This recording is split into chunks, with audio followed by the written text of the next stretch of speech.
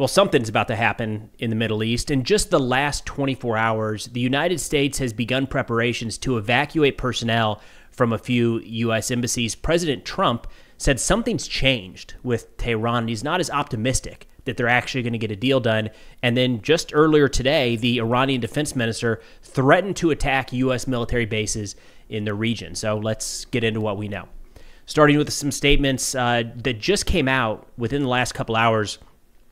This was reported by the Associated Press, saying the State Department is preparing to order the departure of all non-essential personnel from the U.S. Embassy in Baghdad due to the potential for regional unrest, as according to two U.S. officials.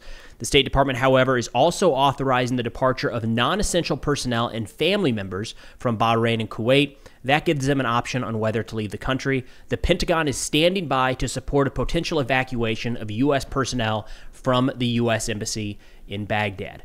We usually wait a while. That's not something we tip our hand with. If we know something's coming, we wait quite a while, to the last minute, before we say enough's enough, time to get the embassy personnel out. So this is an indication, especially if they go through with those evacuations, that some sort of military action is imminent. Now, this comes just following some threats by the Iranian defense minister, Aziz Nasrizadeh, apologies in the pronunciation there, who said, quote, "Some officials on the other side," talking about the United States and Israel, "threaten conflict if negotiations don't come to fruition. If a conflict is imposed on us, all U.S. bases are within our reach, and we will boldly target them in host countries." So, therefore, saying that they are ready to go after U.S. bases, not only in Iraq, Kuwait, Bahrain, Qatar, and maybe elsewhere across the region, hence the evacuation order, or the pending evacuation order at this time. Now, just yesterday, President Trump was on a podcast where he was talking about the ongoing negotiations, the nuclear negotiations with Iran, and he said this is harder than expected. He's less and less confident that anything is actually going to get done, and I think it's worth giving a listen to see how his tone has changed on this and how that lines up with these other statements coming from Israel, Iran, and the U.S. State Department. Let's give that Trump interview here a listen. You're going to be able to stop Iran from enriching its... I don't know. I did think so. And I'm getting more and more less confident about it. They seem to be delaying, and I think that's a shame. But I'm less confident now than I would have been a couple of months ago. Something happened to them, but I am much less confident of a deal being made. I would have said a deal would be made. Something happened to them? No, I don't know. Maybe I'm wrong. Maybe like China talked them out of it? I have instincts about things. You think China talked them out of it? No, I don't think China has anything to do with it. I just think maybe they don't want to make a deal. What can I say? And maybe they do. So what does that mean? There's nothing final. What happens then? Well, if they don't make a deal, they're not going to have a nuclear weapon. Right. If they do make a deal, they're not going to have a nuclear weapon too. But they're not going to have a nuclear weapon, so it's not going to matter from that standpoint. But it would be nicer to do it without warfare, without people dying. Yeah. It's so much nicer to do it. But I don't think I see the same level of enthusiasm for them to make a deal. I think I think they would make a mistake, but we'll see. I guess time will tell. I guess it's like Russia as well. I mean, what? All right, so what President Trump is getting at there is really the hard line has been from this administration and quite a few is that Iran will not have a nuclear weapon. The enrichment question is one that's been debated back and forth, even in this current round of negotiations, but the hard line is no nuclear weapon. And the way that President Trump has generally outlined that is the easy way, negotiations, and come to some sort of deal like a JCPOA type arrangement, or the military option, as in the United States and or Israel, maybe together, maybe not, go in and destroy the Iranian nuclear facilities and prevent their ability from developing any sort of nuclear weapon. That is the kind of veiled threat, if that's even veiled at all. I mean, Iran knows exactly what he's talking about when he's saying, I hope they decide to make a deal because the other option would lead to a lot of death and destruction. The challenge here and what we're seeing is this is the United States and Israel hell-bent on Iran not getting a nuclear weapon, something I personally agree with. But the way this is going forward is everybody trying to figure out how far can they move through these negotiations before having to make the determination that military force is going to be required, because you don't want to have to make that decision late. from Iran's perspective, they don't want to sit and wait and hope that the United States is just bluffing and then their nuclear facilities go up in flames, and now it's too late and they've got to start over and rebuild. Israel's looking at the same thing. In fact, there was just an article that came out a few weeks ago in the Times of Israel where they say, quote, Bibi, talking about Prime Minister Netanyahu, is waiting for the nuclear talks to collapse, and for the moment Trump will be disappointed about the negotiations and opening to giving him the go-ahead, said one of the sources. In that clip we just played, did that not sound like Trump was getting disappointed and frustrated? This was written by Times of Israel like 3 weeks ago. So they kind of saw this coming. They say, according to the sources, the Israeli intelligence community now thinks the nuclear talks could collapse soon after previously believing an agreement was close. One of the sources said the military believes the window to attack Iran may soon slam shut, requiring Israel to move fast if the negotiations do not pan out. And this threat has been there so consistently from Israel and the United States. If negotiations don't work out, military option is on the table. You don't want Iran, if that's actually going to go forward, you don't want that to be a hard and fast. We, on Monday morning, say, I guess the negotiations aren't going to work, we're withdrawing, and then on Tuesday or Wednesday, the military action is carried out, because that gives Iran time to prepare, and they know that it's coming. So there's some indications right now that Iran is getting ready to reject the current negotiations, which might open the door for some sort of military strike. But before getting into some of the details on that aspect of things, a quick word from the sponsor of today's video, FreeSpoke. All right, I think you guys are really going to like this. So this is FreeSpoke. It's an unbiased search engine that's perfect for following subjects like war and conflict that may not always make it to the front page. So to give you an idea how this platform works, we'll do a quick search on the Iran nuclear talks. There we go. Always fun.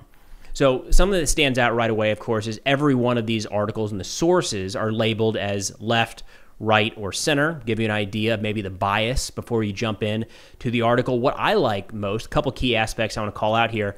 First off, this summary of perspectives is awesome. It gives you a quick overview, the entities involved, key points with links, and then it covers the perspective from the left, right, center, and the non-mainstream news outlets. And of course, as you would expect, they have all of these different sources linked at the bottom of that summary. But the other one that, look, this is how I consume information, so this is perfect for me.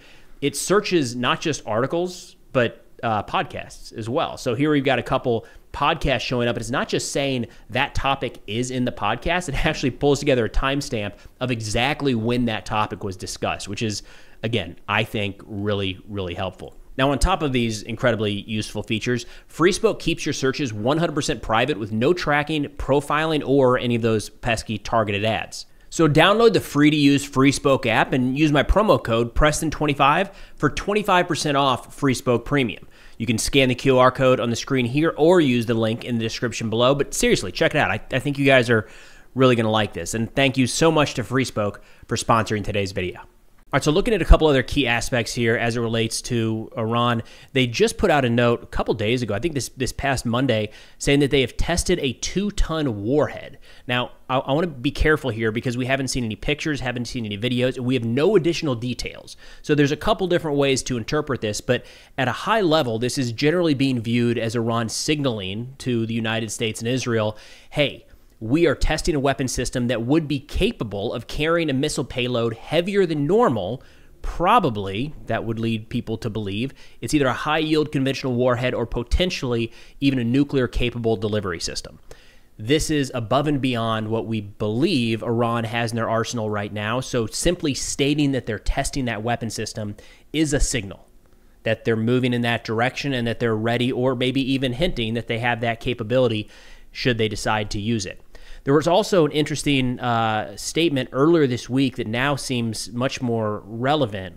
We've been talking about the rockets being reallocated from Ukraine to U.S. troops in the Middle East.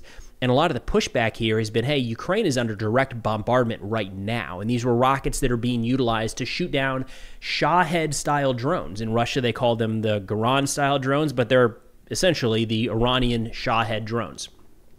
Russia originally got those from Iran. They've started developing their own internally. But any sort of attack that Iran carries out across the Middle East almost certainly will include some of these Shaheds. Ukraine has found out that these APKWS rockets, surface-to-air rockets, have been very effective, or used in a surface-to-air capacity, have been very effective against these and very cost effective against these Shahed drones. And in this article put out by the Wall Street Journal just last week, titled "U.S. is redirecting critical anti-drone technology from Ukraine to U.S. forces," the pessimistic side is saying, hey, wait a minute, I guess the U.S. just maybe wants to clamp down on additional aid to Ukraine. But there were some saying, wait a minute, if we're plussing up military equipment to the Middle East right now, is that an indicator that something might be coming? And in that article, there was a statement that kind of jumped out, like, what is that talking about? But now looking back, kind of makes sense. It says the decision to redirect the component illustrates the scarcity of crucial defense items as Ukraine steels itself for more Russian drone and missile attacks, while U.S. Air Force units in the Middle East prepare for a possible conflict with Iran or renewed fighting with Houthi militants in Yemen. And when that article came out, the nuclear negotiations seemed to be moving along just fine. We've got a ceasefire in place with the Houthis. So it was like, yeah, maybe, I guess, long-term, if that's a thing. But the way that Secretary Hegseth moved these was he said, this is an urgent priority. We need them now. This is not something we need to backfill going forward, or, hey, can we get them over there in the next 18 to 24 months? It was right now, these need to go directly to the Middle East. In line with the other information we're getting today, there might be real indications that some sort of Iranian response is coming. Now, just a couple days ago, on Monday, President Trump had a phone call with Israeli Prime Minister Benjamin Netanyahu, and this was reported, some of the details here reported on Axios, where they say President Trump told Netanyahu that he believes there's a chance of reaching a nuclear deal with Iran, therefore he opposes military action at this time. This is according to an Israeli official and a U.S. official communicating with Axios. They say the call between Trump and Netanyahu took place several days before the expiration of the 2-month deadline Trump gave Iran for reaching a deal. Remember, roughly 2 months ago. Trump said it was 60 days. We're going to come to some sort of solution here. That said, there's been a lot of deadlines set by President Trump at this point that have kind of come and gone. I'm not sure that deadline necessarily plays into anything here because there is a continuation of talks. They say during the 40-minute phone call on Monday, Netanyahu told Trump that the Iranians are experts at stalling and therefore must be presented with a credible military threat. They said, quote, Trump did not sound convinced by this reasoning, according to an Israeli official. Then the Times of Israel, reporting on all of this, said that there would be no discussions on a strike against Iran until Trump determines that the nuclear talks have failed. The network also cited two sources familiar with the phone call as saying Netanyahu did not receive a clear answer from Trump as to whether the United States would give Israel a green light to act alone against Iran or whether Washington would want to participate in or lead a strike. So another big question here. From the Iranian perspective, they're definitely looking at this, wondering if this is going to be the time. Are the negotiations falling through to where this is going to open the door for Trump to either carry out the strike himself or give the green light to Netanyahu to go ahead with the Israeli strike? It also raises the question of, will Israel wait? The Iranian nuclear threat is a much more significant threat to Israel than it is to the United States. So if Trump continues to say no to Israel carrying out some sort of attack, how long will they actually listen to that before actually just moving forward and carrying out some sort of strike themselves? And of course, on top of all of this, we have Iran kind of starting to flex, saying, we see what's coming, we're ready, we will respond with force. But that's essentially where things sit right now. It's going to be worth keeping an eye on this situation in the coming days. But that's all I got for now. Thanks for watching, and I'll see y'all next time.